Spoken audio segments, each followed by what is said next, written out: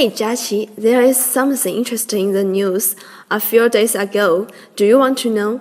Sure. A 4-year-old boy stole his father's credit card and bought a printer on the internet. When it was delivered, his father refused to pay, saying that the child was under 10 years old and had no capacity for civil conduct. But the store owner insisted that the printer was purchased with an adult credit card and asked him to pay for it. What's your opinion? Well, first of all, I think this naughty boy really needs spanking. Seriously, I feel it is so tricky. The boy's father was informed, but the owner didn't know, as if it is unfair for the store to bear the loss. What's the sentence? The court finally adjudicated the boy's father to compensate for the loss of the store. Although the boy's father did not know that the boy took his credit card, and the boy has no capacity for civil conduct, his father did not fulfill the supervision of his son and the duty to keep the credit card. So they are gonna have to bear the loss. It sounds reasonable. In e-commerce transactions, what kind of customer rights and interest may be infringed? How to use e-commerce law to avoid and resolve dispute in e-commerce transaction? For this question, let's invite the teacher for explanation. Love life, love e-commerce. Welcome to this e-commerce course. The topic of this lecture is legal regulations for e-commerce transaction. In this class, we'll talk about 5 aspects about legal rules: e-signatures, e-contracts, e-commerce taxation, consumer rights protection, and e-commerce dispute resolution. First of all, let's look at legal issues of e-signature. What is e-signature? E-signature refers to the date contained and attached in electronic form in date message, which is used to identify the identity of the signer and the indicator that the signer recognizes the content. It is a legal way to get approval on electronic documents, which can replace a handwritten signature in virtually any process. Next, let's look at the legal effect of e-signatures. E-signatures must abide by national laws around the world which protect e-signature documents user within that jurisdiction. In the United States, the legislation is commonly known as e-Sign Act and UITA. The e-signature law in China adopts a semi-block style ALEC legislative model. The term reliable e-signature makes the general e-signatures clear in general. If the e-signature meets the legal for reliable e-signature, the e-signature has the same legal effect as the handwritten signature. Next, take a look at the section issue, legality of e-contracts. What is e-contract? An e-contract is written agreement between parties through the internet, which is about to establish, amend, and terminate the relationship between civil rights and obligations of property. Look at this chart. The e-contract has the following 5 characteristics. First, electronic text, because the e-contract is generated based on computer program. Second, online operation, the process of modification, transfer, and the storage of e-contracts are carried out online. Third, e-signature.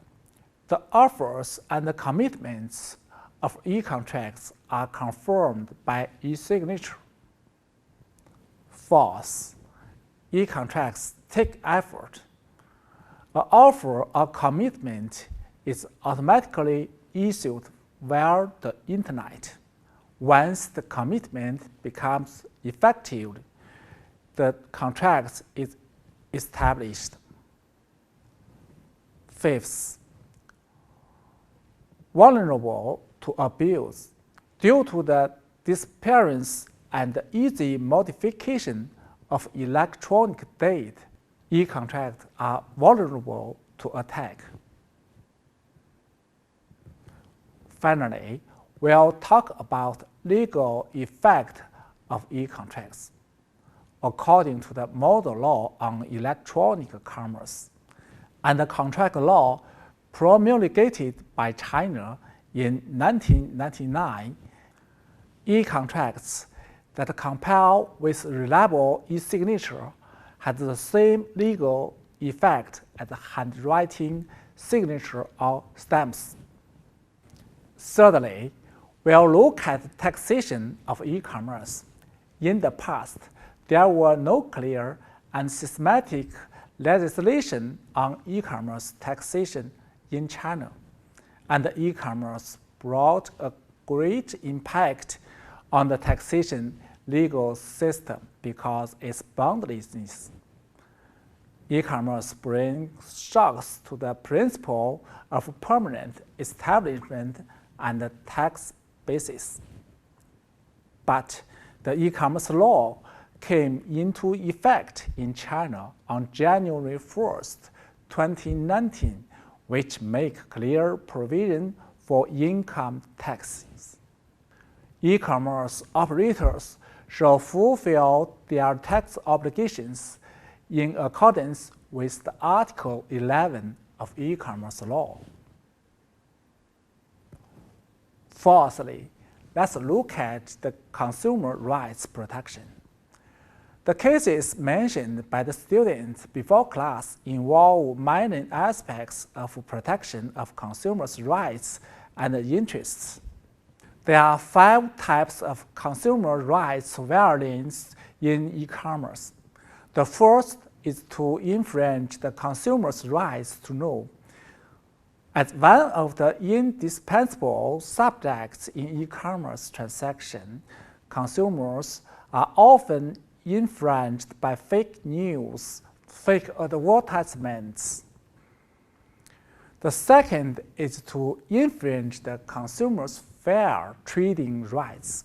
For example, goods that not comply with the order, after-sale services issue, return and replacement difficulty, and slow delivery influence consumers' fair trading rights.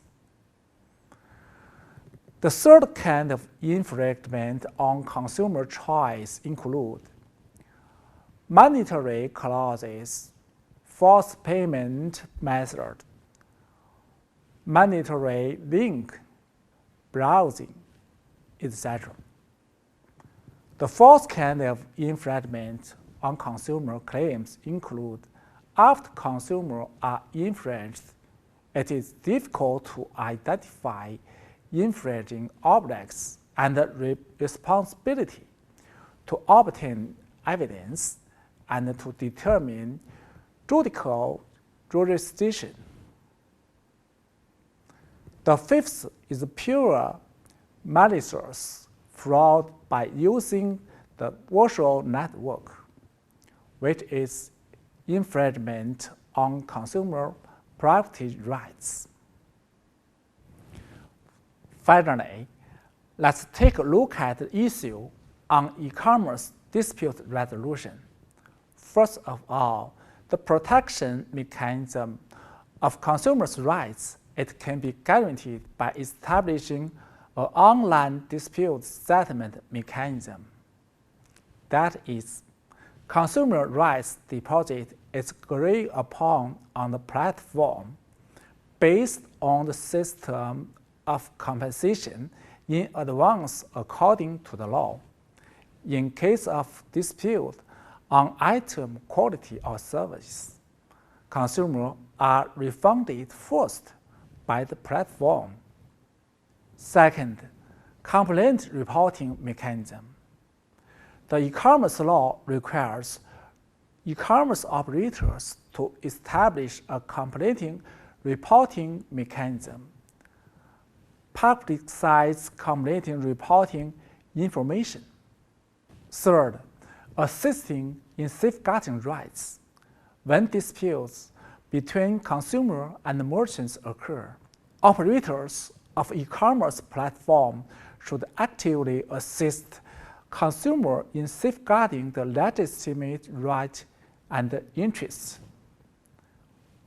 Fourth, the online dispute resolution mechanism allows operators to establish an online dispute resolution mechanism, to formulate and public resolution rules, and to eventually resolve dispute fairly. That's all. Thank you for listening.